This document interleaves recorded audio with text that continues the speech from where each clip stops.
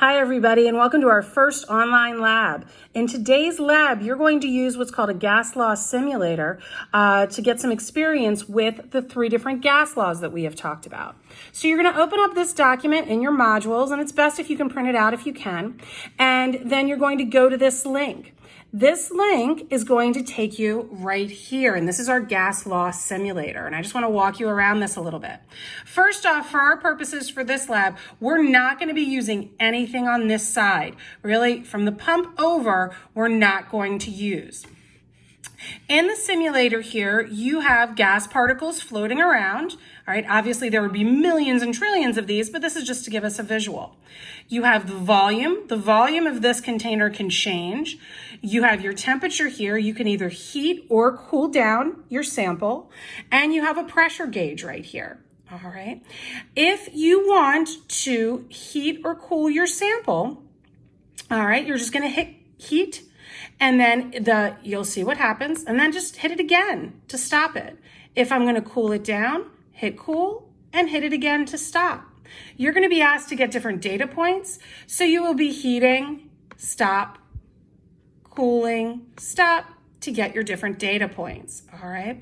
When you're doing this, and if you notice, if you're just changing the temperature, the volume is going to change, but your pressure won't. Keep that in mind when you are doing this, all right? If you want a circumstance where you do want your volume constant, which one of your gas laws states, what you're going to do is you are going to lock it. This way, the volume will not change, and as you heat up your sample, stop, you're going to notice the pressure change. Heat, stop, all right, great. You can do the same thing for your temperature. So for example, there's a gas law where temperature is constant. So for that, you're going to hit off on the temperature gauge, and you can decrease the volume and stop, decrease it, stop, increase it, stop, and read how that impacts your pressure. All right. So those are the controls that you are going to be using.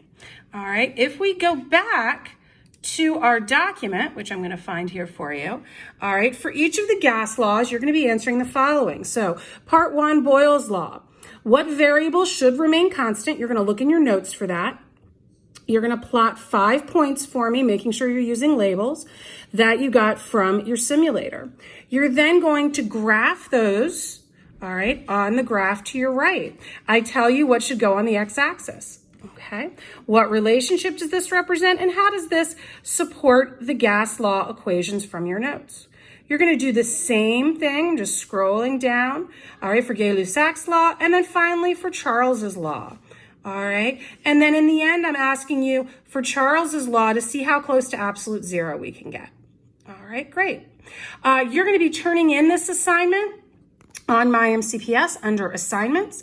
Please do so by taking a photo or turning it into a PDF, and I will share all of this in the announcements. Thank you.